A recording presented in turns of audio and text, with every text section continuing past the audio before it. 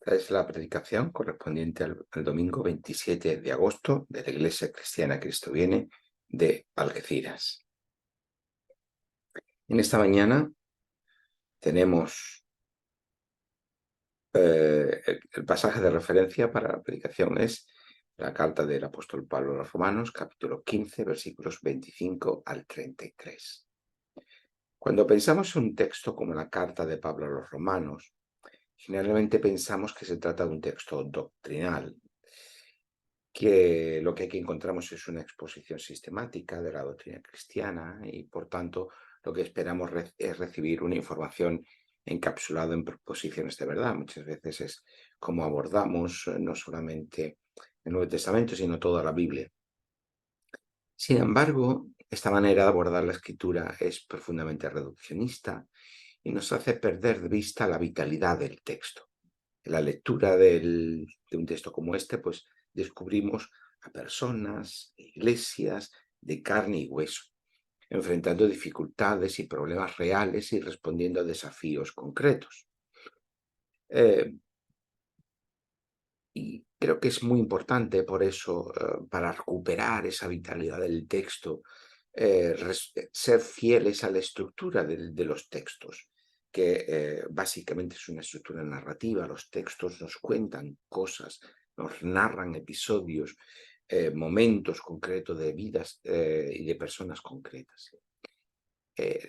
Igual que la semana pasada veíamos cómo Pablo escribe la carta para estimular a las iglesias de Roma a superar las tensiones y las diferencias entre ellas.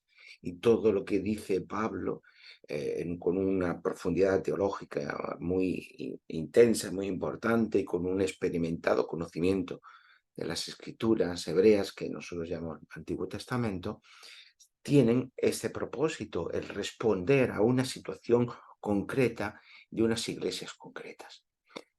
Y así es con el resto de las cartas del Nuevo Testamento.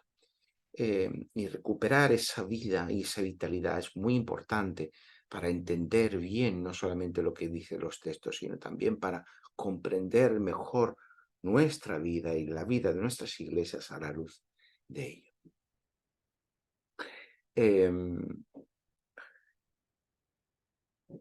Además, Pablo tenía otros problemas en mente. Pablo tiene proyectado un viaje a Roma y después otro a España, para el cual espera recibir la ayuda de los cristianos en Roma, como dice el versículo 24 de este capítulo 15. Iré a visitaros cuando vaya a España. Espero veros cuando pase por allá y que después de haber disfrutado de vuestra compañía me ayudéis a continuar el viaje. Por lo tanto, el contacto con las iglesias en Roma también para que le puedan ayudar y servir de un punto intermedio cuando vaya a ese viaje a España. No obstante, no acaban ahí los proyectos de Pablo, porque junto a esos viajes hacia Roma y a España, también quiere viajar a Jerusalén. Que es lo que nos dice en el versículo 25 del capítulo 15. Pero ahora me voy a Jerusalén para servir a los creyentes. Y antes de ir a Roma, voy a ir a Jerusalén. ¿Pero por qué Pablo quiere ir a Jerusalén? Si tenía proyectado ir a Roma. Jerusalén y Roma pues están en extremos opuestos dentro de lo que es el arco, la cuenca del Mediterráneo. La razón por la que Pablo quiere ir a Jerusalén es la culminación de otro proyecto que con el que viene trabajando desde hace mucho tiempo, y es una ofrenda para la iglesia de Jerusalén. Dice el versículo 26, porque Macedonia y Acaya son dos regiones. Ahora lo veremos. Tuvieron a bien hacer una ofrenda para los pobres que hay entre los creyentes que están en Jerusalén.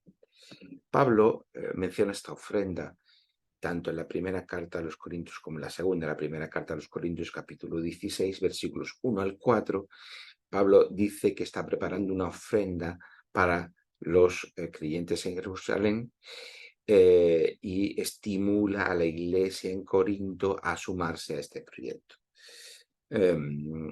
Corinto estaba en una región, la región en la que se encontraba Corinto, tanto la ciudad como por supuesto la iglesia, en una región que se llamaba Acaya, ¿no? Dentro de lo que es Grecia, lo que era Grecia. Así también como en esa carta primera de Corintios menciona también que en esa ofrenda para Jerusalén también están sumándose los hermanos de Galacia. Em, eh, un año después, Pablo vuelve a mencionar esta ofrenda para Jerusalén en la segunda carta a los Corintios, capítulo 8, versículos 1 al 5, donde hace referencia que las iglesias de Macedonia, que incluirían las iglesias de Macedonia en la región, y en esa región tenemos las ciudades y las iglesias de Filipos, de Tesalónica y de Berea. También se han sumado al proyecto. Por lo tanto, tenemos las iglesias de Corinto y otras iglesias o otros creyentes que estaban en la región de Acaya, Galacia, Filipos, Tesalónica y Berea, que son las iglesias de Macedonia.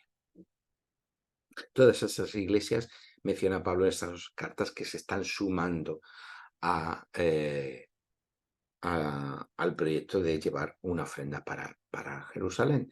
Y eso es lo que menciona Pablo, haciendo referencia a las dos regiones, no mencionando las iglesias individuales, Acaya y Macedonia, aquí en la epístola, la carta a los romanos.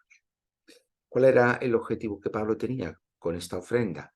Pues el mismo que le había ya animado a escribir sus cartas y que forma parte del Evangelio de Jesús el Mesías. Es decir, que judíos y gentiles eran invitados por igual y por medio de la fe a formar parte del único pueblo de Dios.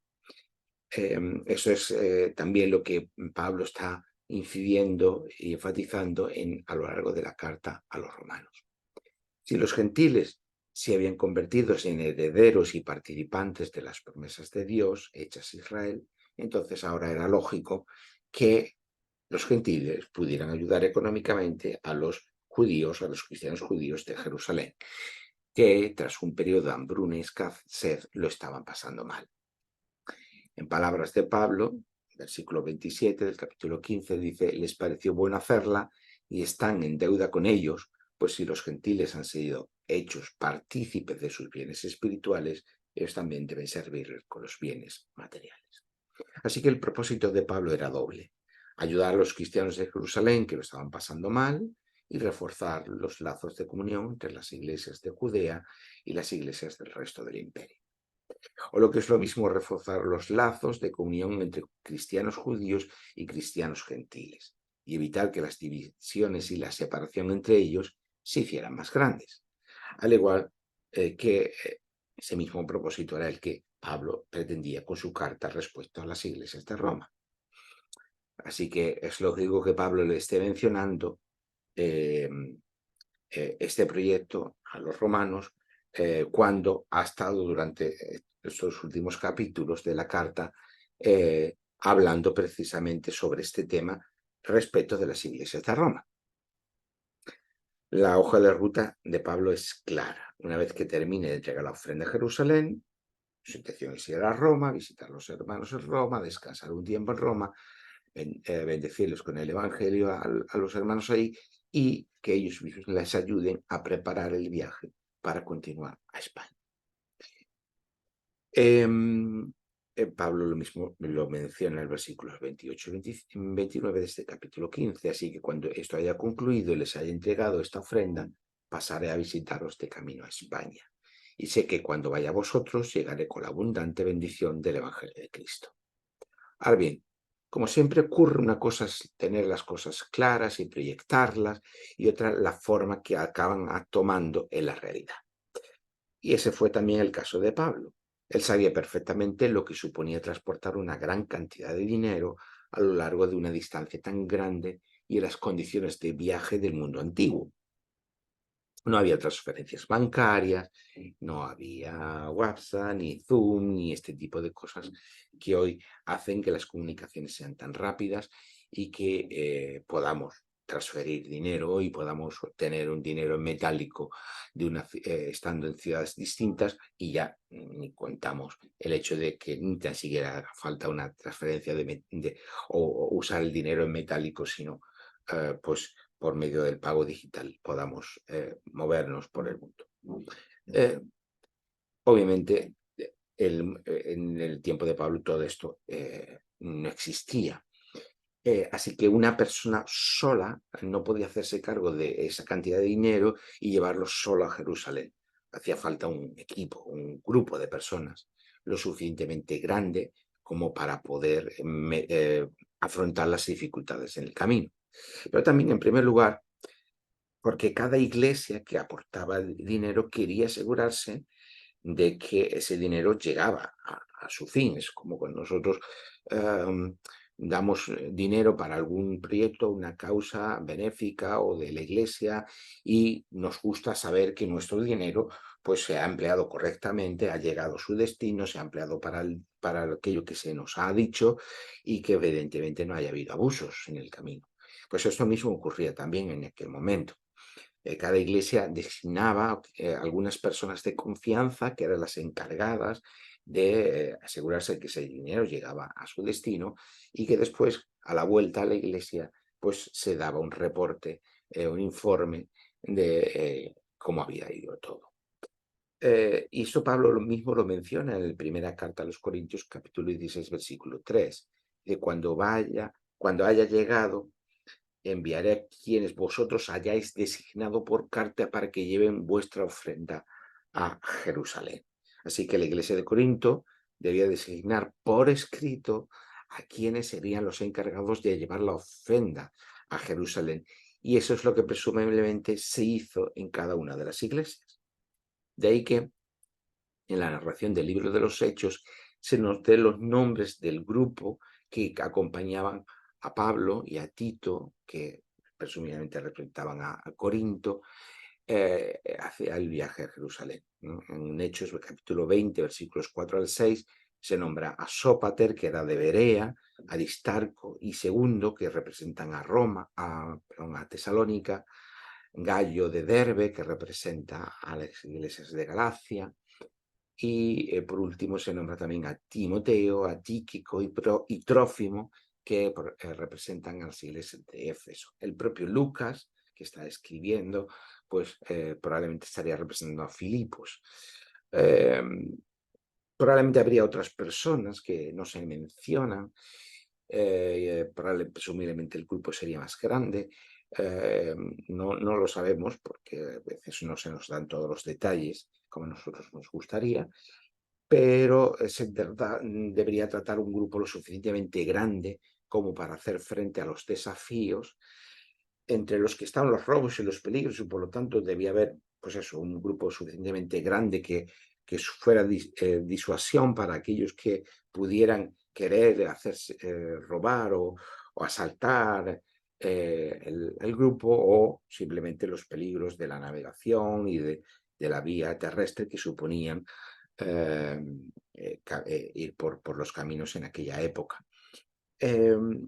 Por supuesto, como ya hemos dicho, las iglesias querían asegurarse de que nadie se quedase con lo que no era suyo. Siempre que hay una transmisión de dinero, pues puede que haya personas que manipulan ese dinero y exista la tentación de quedarse con parte de ese dinero. Esto no es algo que debamos desechar por aquello de que estamos hablando dentro de un contexto de la iglesia, de la misión de Dios, del trabajo misionero. Pablo tiene que salir al paso de muchas de estas acusaciones en sus cartas y reivindicarse a sí mismo de que él no pide dinero, de que él se sustenta con su propio trabajo. En fin, eran cosas que ocurrían y que el propio Pablo tiene que estar saliendo al paso de según qué acusaciones que ponían en duda la financiación de su ministerio, por expresarlo en un lenguaje coloquial actual. Así que no es un tema menor tampoco. Por último, había un problema adicional a los inherentes a la naturaleza del viaje, y es que, a pesar de las buenas intenciones de Pablo, pues no estaba completamente seguro de cómo iba a ser el resultado de aquella ofrenda. Eh, Cabía la duda de si sería bien recibida por la iglesia de Jerusalén, si el resto de los judíos tomarían represalias contra Pablo cuando se enteraran de que estaba en Jerusalén. Pablo en el mundo judío, en la comunidad judía no era muy bien recibido, eh, sobre todo en Jerusalén.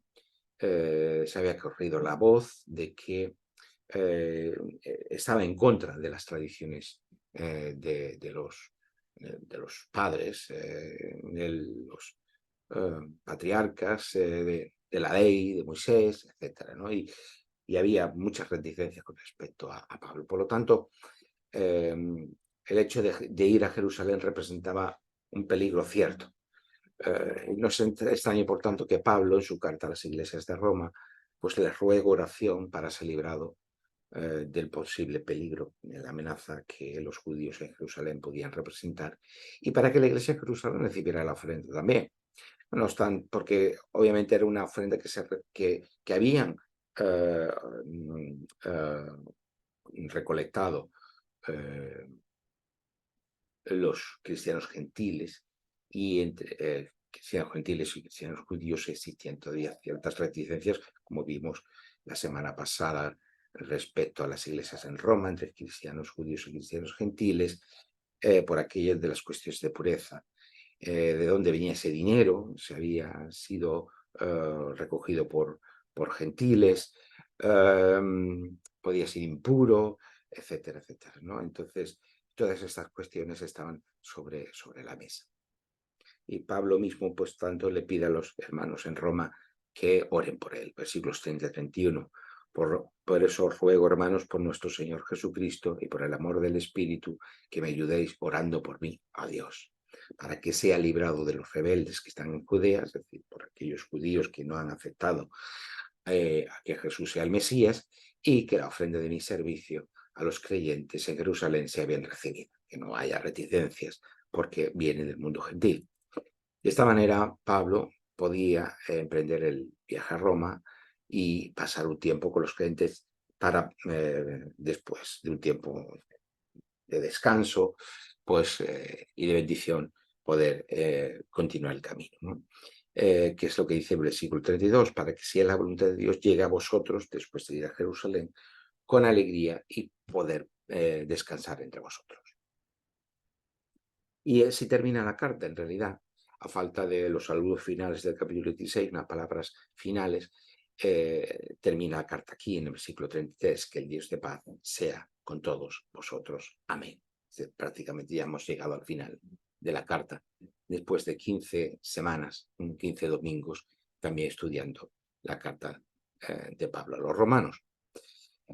¿Pero qué ocurrió? Pues que las cosas no iban no iban a resultar tan bien, no iban a tener tan buen final como Pablo las había llegado a pensar y proyectar.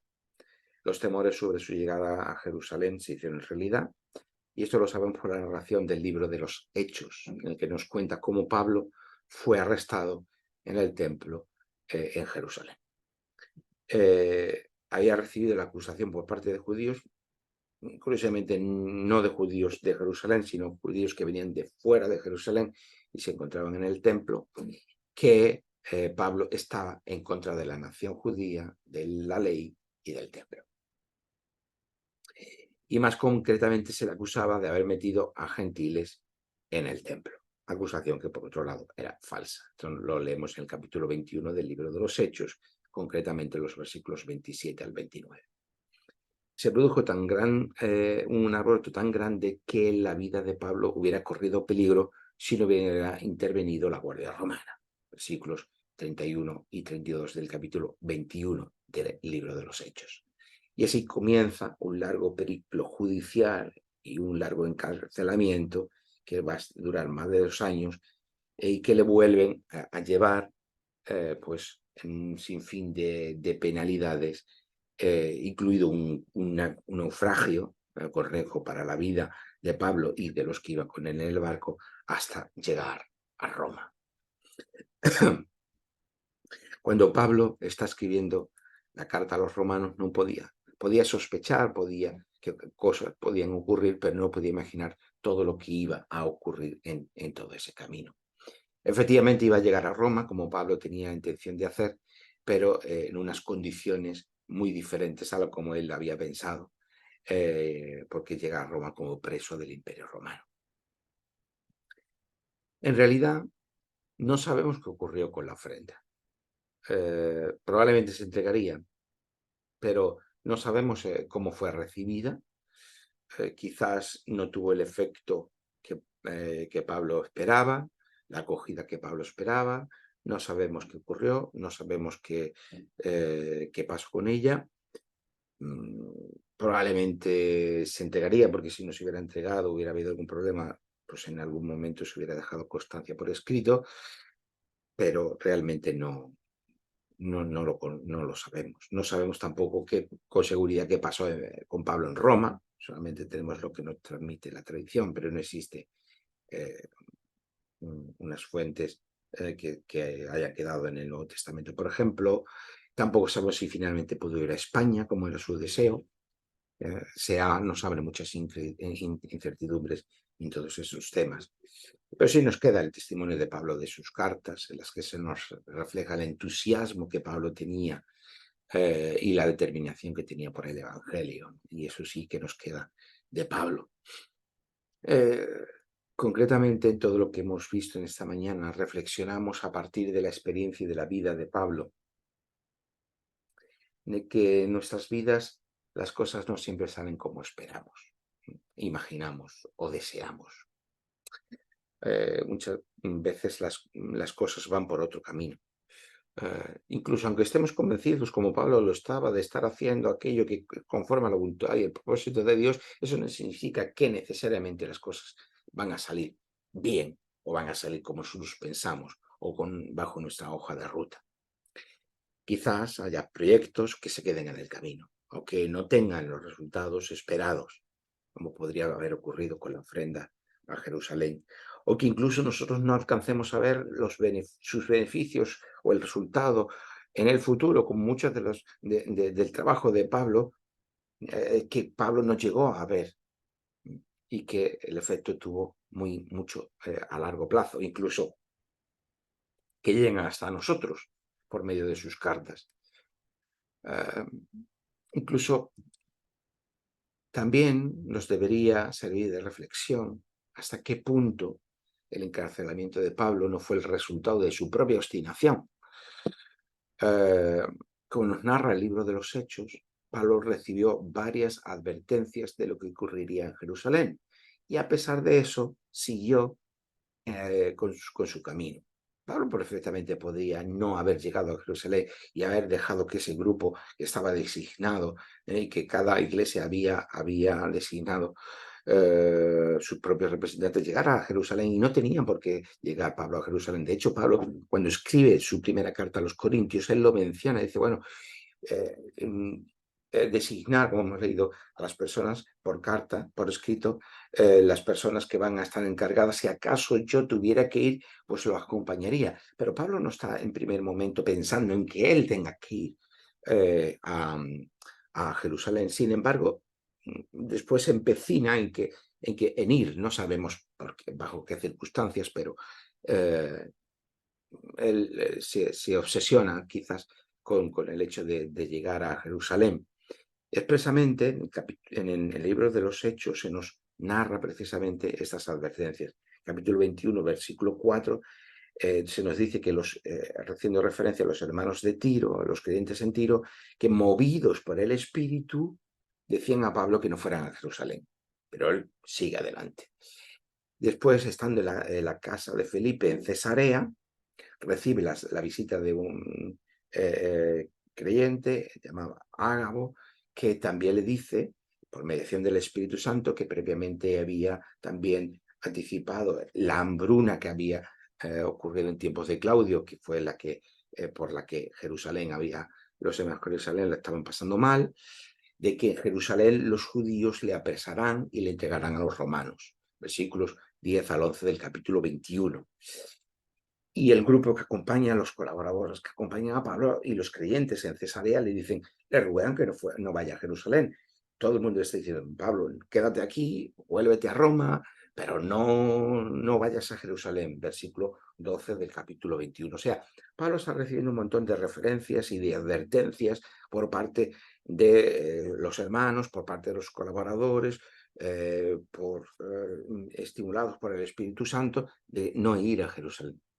Pero Pablo dice en el versículo 13 del capítulo 21 del libro de Hechos que está dispuesto a morir en Jerusalén si hace falta. O sea, está totalmente obcecado. Así que sus compañeros de viaje y de ministerio dicen, fijaos las palabras, versículo 14 del capítulo 21 de Hechos, y como no había manera de disuadirlo, dejamos de insistir y dijimos, hágase la voluntad del Señor. O sea, Pablo debía ser un cabezón de cuidado. Quizás Pablo se había obsesionado con aquella ofrenda, quizás quería ayudar a los hermanos, los creyentes en Jerusalén a poder comprender todo lo que estaba haciendo el Evangelio, estaba ocurriendo con el Evangelio en todo el imperio. Obviamente preguntarse qué hubiera pasado si Pablo no hubiera ido a Jerusalén y hubiera dejado que sus compañeros llevaran la ofrenda ellos solos. Es especulativo si hubiera ido directamente a Roma, si hubiera podido ir a España, que no sabemos si fue finalmente o no, pero fundar iglesias e incluso haber tenido en el Nuevo Testamento alguna carta de Pablo, alguna iglesia en España, no sé, todo eso es especulativo, obviamente, ¿no? Forma parte de lo que podemos imaginar. Pero sí nos hace reflexionar de cómo a veces nuestra obstinación, nuestra falta de escucha a los hermanos, a la dirección del Espíritu Santo, nos puede llevar a consecuencias negativas o catastróficas para nuestra vida, para los propósitos que Dios tiene con nosotros. En cualquier caso, y esto lo podemos afirmar y a pesar de todo, afirmarlo con confianza, que Dios estuvo acompañando a Pablo en todo momento y que sus propósitos para él y a través de él se cumplieron fielmente. Que Pablo efectivamente llega a Roma. Quizás no como Pablo esperaba, quizás no como Pablo hubiera deseado o como hubiera imaginado, pero Pablo acaba llegando a Roma y Dios lo preserva en ese camino de naufragios y peligros y cárcel y azotes, etcétera, etcétera. Así que allí en Pablo, como termina el libro de los Hechos, en el capítulo 28, pues vemos a un Pablo cumpliendo la vocación y el ministerio recibido por Dios allí en Roma. Todo lo que ocurre en nuestra vida no tiene por qué ser la voluntad de Dios. Incluso a veces lo que nos ocurre es consecuencia no solo de malas decisiones nuestras, sino también de incluso de un rotundo convencimiento mal entendido, ¿no? de obcecarnos con algo o de entender de una forma obstinada algo, ¿no? Así que esto debe ser un estímulo para que nos haga pensar, reflexionar. Debemos estar atentos a lo que Dios nos muestra, no solamente a aquello de lo que estamos convencidos, sino también lo que nos muestra y nos dice por medio del Espíritu Santo, de las circunstancias o de las personas que Dios pone a nuestro alrededor. A veces nos está hablando Dios y estamos obcecados en que las cosas tienen que ser de una determinada manera, pero quizás Dios puede abrir camino de otra forma que no esperamos. Así que tener un poquito la amplitud de miras y de mente para discernir la voluntad de Dios o la vocación de Dios, el camino de Dios, la dirección de Dios, aquello a lo que Dios nos llama y nos dirige, de muchas maneras, sabiendo que incluso en los peores momentos Dios no nos abandona y que acabará cumpliendo sus propósitos en nosotros y con nosotros. Que así sea. Amén.